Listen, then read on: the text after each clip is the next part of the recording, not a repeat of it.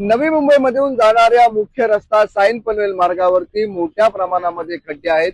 ते तुर्बा या ठिकाणी पडलेले आहेत. आपण पाहताय की तुम्हाला हे खड्डे दाखवण्याचा मी प्रयत्न करतो. ही जी मार्गिका आहे ती मुंबईवरून पुण्याला जाणारी मार्गिका आहे आणि याच मार्गिकेवरती प्रचंड मोठ्या प्रमाणामध्ये खड्डे हे दिसून येतात आणि त्यामुळे वाहतूक सुद्धा आहे ते इथं धीम्या गतीने आहे ते सुरू आहे. आपण जर खड्ड्यांचे आकार पाहिले तर साधारण 8 ते 10 फूट हा लांब खड्डा आहे. त्याचबरोबर 4 ते 5 फूट रुंद खड्डा आहे आणि साधारण अर्धा ते 1 फुटापर्यंत हा खोल खड्डा आहे.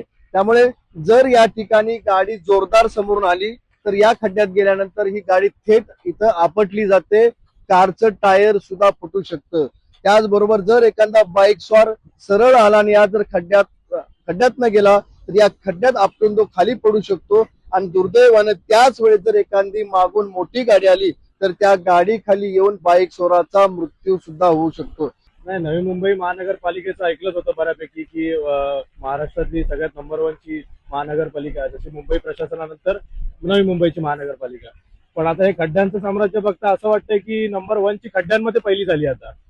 तर या खड्ड्यांवरून जाताना आता सुद्धा तुम्हाला जाणवत असेल की हा ब्रिज काय लेवलला हलतोय, म्हणजे कधी तुटेल कधी कळणार नाही. भीती वाटते, म्हणजे गाडी आम्ही 10च्या स्पीडच्या वरती नेऊ शकत नाहीये आणि दुसरी गोष्ट म्हणजे जर कदाचित स्पीड घेतला तर खड्ड्यामध्ये पडून मृत्यू होण्याची शक्यता आहे. पाण्यात अजिबातच कळत नाहीये की पाणी साचलंय तिथे खड्डा आहे. जसं मुंबईमध्ये झालं, मॅनहोल मध्ये माणूस गेला, कळत नाहीये कसंही. त्यामुळे बाईकवर का असेना किंवा कारवाले का असेना त्यांच्या जीवाला धोकाच आहे. तुम्ही बघू शकता आज ह्या रस्त्यावरती जे ह्या ब्रिजवरती जे खड्डे आहेत ना, हे गेले जवळजवळ मी 10 ते 15 वर्ष इथून ट्रॅव्हल करतोय आणि हे खड्डे असेच आहेत. यांनी हे खड्डे किंवा हा रिपेअर करण्यापेक्षा बाजूला ब्रिज बांधला, पण हे रिपेअर करायचा त्यांच्याकडे वेळ नाही, पैसा नाही किंवा कॉन्ट्रॅक्ट दुसऱ्याला द्यायचं, जे काय असेल ते असेल. पण ऍटलीस्ट मुंबईकरांच्या, नवी मुंबईकरांच्या जीवाची तर खेळू नका. आता कितीतरी आपण याच्यात अंधेरी बघा किंवा काकीनाका बघा, तिकडे मॅनहोल मध्ये पडून लोक मरतायत, ऍक्सिडेंट तुमचे बाईकचे खड्ड्यात अडकून होत आहेत. तर तीच परिस्थिती नवी मुंबईत पण आहे, काय नवीन नाहीये. कालच आमच्या इथले, मी मनसेचा पदाधिकारी आहे, कालच आमच्या इथे गजानन काळे साहेबांनी इथे एक आंदोलन केलेलं ह्या सगळ्या खड्डे आणि रस्त्याच्या याच्यावरती. पण माझं एवढंच म्हणणं आहे की या प्रशासनाला जाग येणार नाही. यांना फक्त आणि फक्त स्वतःची पडलेली आहे, लोकांच्या आणि मुंबईकरांच्या जीवाची काही पडलेली नाहीये. कमीत कमी 3 ते 4 दिवस झाले मी आता या रस्त्याने येतोय जातोय डेली कंटिन्यू. आता माझी गाडी तिथे पुढच्या रस्त्यामध्ये ते एवढा मोठा खड्डा आहे, कमीत कमी 3 ते 4 फूट असा मोठा खड्डा आहे. त्याच्यामुळे मी पडलेलो एकदा. त्याच्यामुळे आता सरकारला एवढी नम्र विनंती आहे की खड्डा मुजवा. पावसामध्ये सगळ्यांची अवस्था खूप बेकार झालेली आहे. तर त्याच्यामुळे एक सरकारला विनंती आहे की त्यांनी पूर्ण हे काम व्यवस्थित करून टाकावं.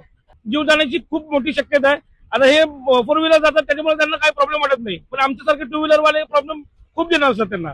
त्यामुळे एवढे प्रचंड मोठ्या प्रमाणामध्ये खड्डे साइन पनवेल हायवेला पडलेले आहेत. पीडब्ल्यूडीचा हा रस्ता आहे, मात्र पीडब्ल्यूडीच्या माध्यमातून खड्ड्यांची आहे ती दुरुस्ती केली जात नाहीये, खड्डे भरले गेले नाहीयेत. त्यामुळे मुख्य हा रस्ता आहे. याच रस्त्यावरून पुण्याला जाणारी वाहतूक असेल, खाली दक्षिण भारतात जाणारी वाहतूक असेल, गोव्याला जाणारी वाहतूक असेल, हे संपूर्णपणे गाड्या या रस्त्यावरून जात असतात. कार जात असतात, मोठे व्हेकल आहेत, बाईक आहेत. मात्र एवढ्या सगळ्या गाड्या जात असताना, एवढे प्रचंड खड्डे पडले असताना, या रस्त्याची चाळण झाली असताना पीडब्ल्यूडीच्या माध्यमातून आहे ते येथे कुठल्याच प्रकारचे काम केलं जात नाहीत, खड्डे दुरुस्त केले जात नाहीत. त्यामुळे आपण पाहतो की या खड्ड्यामध्ये एखाद्याचा जीव गेल्यानंतरच पीडब्ल्यूडी प्रशासन जागे होणार का, अशा प्रकारचा आता सवाल उपस्थित केला जात आहे. विनायक पडले, एबीपी माझा, नवी मुंबई. एबीपी माझा, उघडा डोळे बघा नीट.